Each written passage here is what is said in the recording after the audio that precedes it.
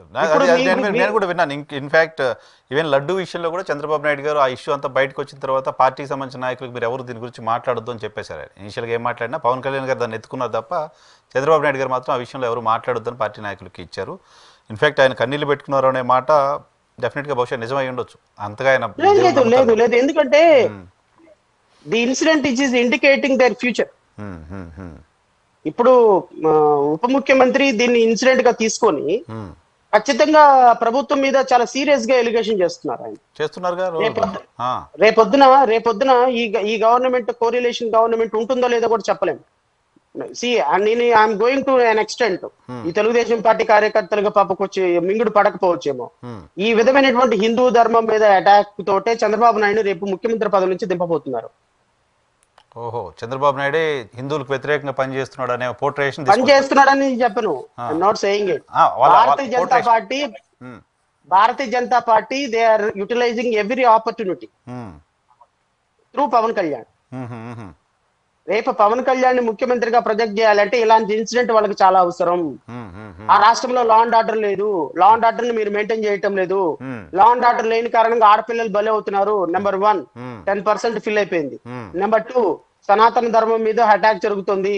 ఇదిగో తిరుమలలో 6 చనిపోయినారు, నో యాక్షన్, మీరు ఏ విధంగానూ చేయటం లేదు. నెంబర్ 2 అయిపోతుంది. ఓ పక్క నుంచి ఆర్కే గారు దాడి చేస్తున్నారు. చంద్రబాబు నాయుడు నువ్వు దిగిపో, నారా లోకేష్ కి ముఖ్యమంత్రి పదవి నువ్వు ఇమ్మీడియట్ గా నారా లోకేష్ ముఖ్యమంత్రి పదవి ఇవ్వకపోతే రేపొద్దున 2029లో మీ వయసు అయిపోతుంది. అప్పుడు ఆయన ముఖ్యమంత్రి కాకపోతే మళ్ళీ ముఖ్యమంత్రి అవడం చాలా కష్టం అని. ఏ మూమెంట్ లో అయినా సరే నారా లోకేష్ ను ప్రొజెక్ట్ చేయడం స్టార్ట్ చేశారు అంటే that is the last days of TDP అని మీరు అర్థం చేసుకోండి. స్టార్ట్ చేశారు. మన విశాఖపట్నంలో ప్రధానమంత్రి వస్తే నారా లోకేష్ పెద్ద ఫోటో వేశారు. ఆన్ వాట్ కెపాసిటీ ఆ ఫోటో వేశారో తెలియదు. ప్రమోషన్ మొదలైందనే చర్చ. అలా ఏం లేదు కానీ ఫోటో వేసినంత మాత్రాన లేకపోతే ప్రధానమంత్రి గారికి పరిచయం చేసినంత మాత్రం అవుతుందని నేనైతే అనుకోను.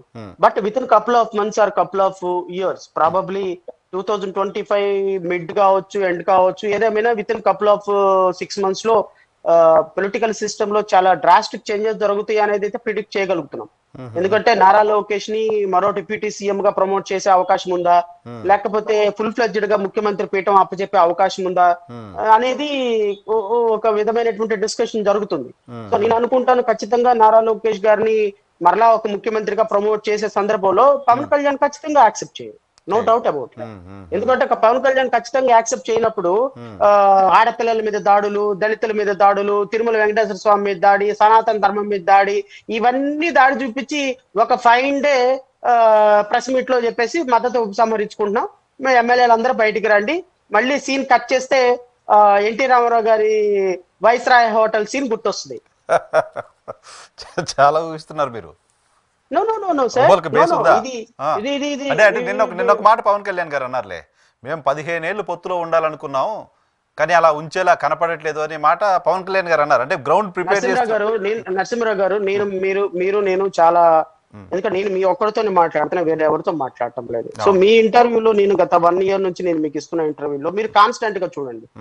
నేను గత ప్రభుత్వంలో పవన్ కళ్యాణ్ వాలంటీర్ల మీద కామెంట్ చేసిన దగ్గర నుంచి మీరు నా ప్రిడిక్షన్స్ ని మీరు అర్థం చేసుకుంటారండి. వాలంటీర్ల మీద చేసిన దగ్గర నుంచి కూడా నేను ఎవ్రీ టైమ్ ఐఎమ్ ప్రిడిక్టింగ్.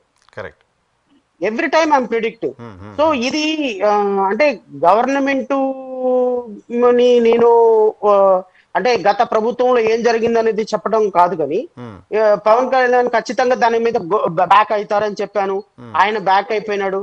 తర్వాత తిరుమల తిరుపతి వెంకటేశ్వర స్వామి సన్నిధిలో లడ్డు వ్యవహారం జరిగినప్పుడు ఖచ్చితంగా ఈ ప్రభుత్వం రిపెంట్ అవుతుంది 6 months లోపు అని చెప్పాను.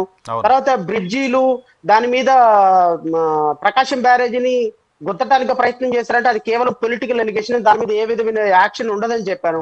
ఇవన్నీ కూడా నేను ప్రిడిక్ట్ చేస్తున్నా.